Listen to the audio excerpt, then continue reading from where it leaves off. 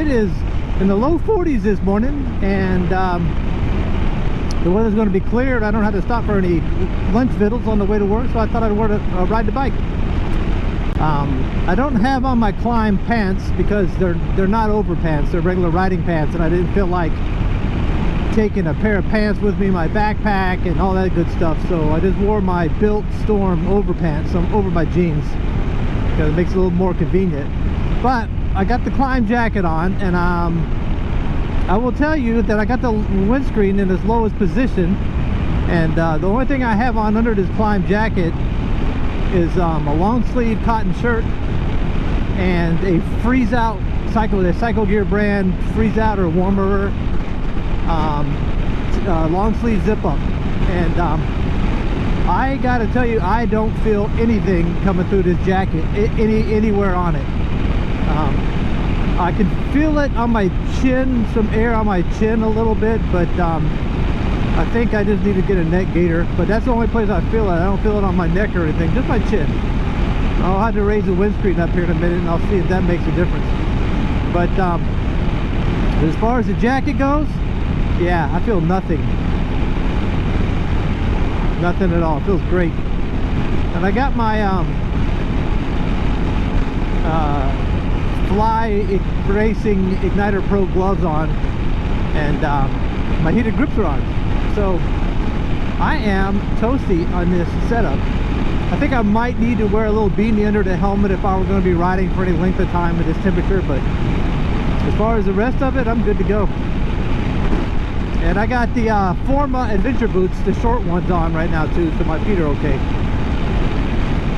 I hate, you know, a lot of people put those heated insoles in their boots, and I'm always worried that you start adding extra layers on your feet and your boots are going to be too tight.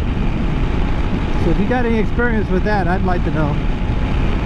Let me adjust this windscreen to see if I can get rid of this air on my chin.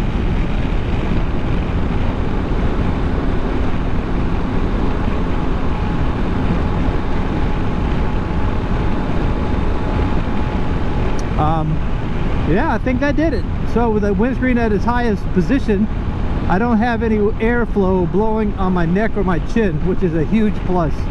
When I had the VTX, I had a windscreen on, had a 2-up National Cycle switchblade, and that thing, that motorcycle, without any lower deflectors on it, the wind would come, it would come over the if you pay attention to what I'm doing, come over the tank, and it would come right up under my helmet, and it would hurt. It would actually hurt.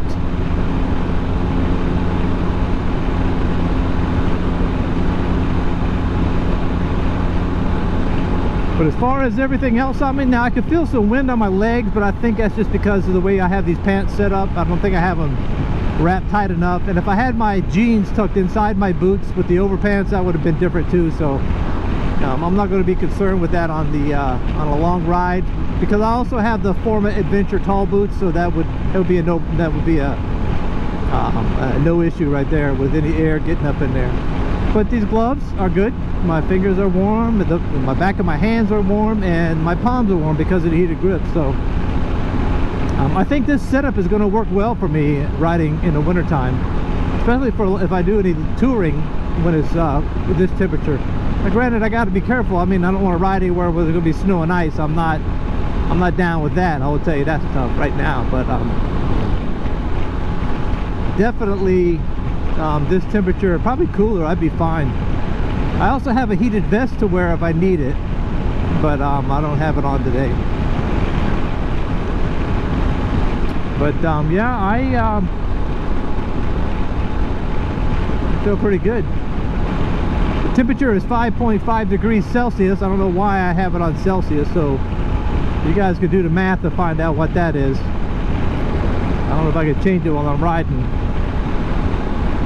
Nope, it will not let me go into the menu while the bike's in motion. I guess that's a good thing. So if it's 43 degrees here in Central Virginia, whatever, I think we're called Central Virginia.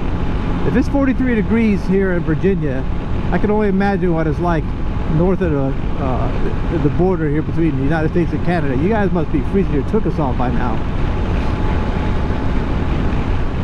Now with these heated gloves, these are battery operated. They run off a 7.4 volt lithium battery, and I've tried to be really good with these batteries.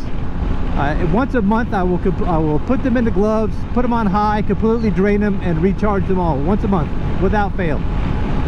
Now I have some low capacity batteries in here right now. They're smaller because I had one of the batteries, one of the OEM batteries kind of died on me. It wouldn't recharge, so I bought replacements. I wasn't paying attention. The place I bought them, they only had the one size, so I got them, and they're smaller.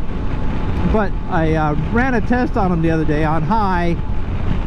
The batteries I have right now on high will last just under 2 hours each. It's like an hour and 40 some odd minutes on high, and it's got a low, medium, high setting on the glove.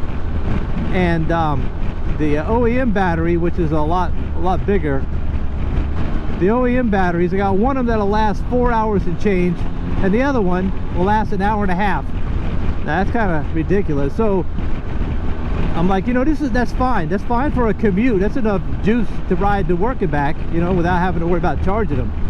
However, if I were on a long trip, multi-day trip, I'd have to charge those gloves every night, and you know, that's something that I could care less about doing.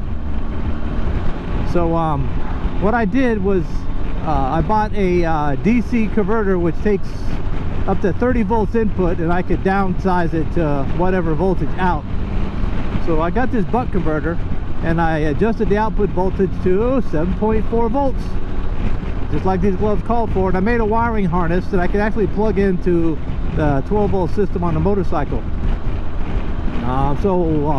You know, on longer trips I can, and I don't like being tethered, of course, it's a pain in the butt, but opposed to having to charge batteries, I think that's a good deal. So I might do a video on that once I get the cables all dressed up and looking better, but it works. I already tested it.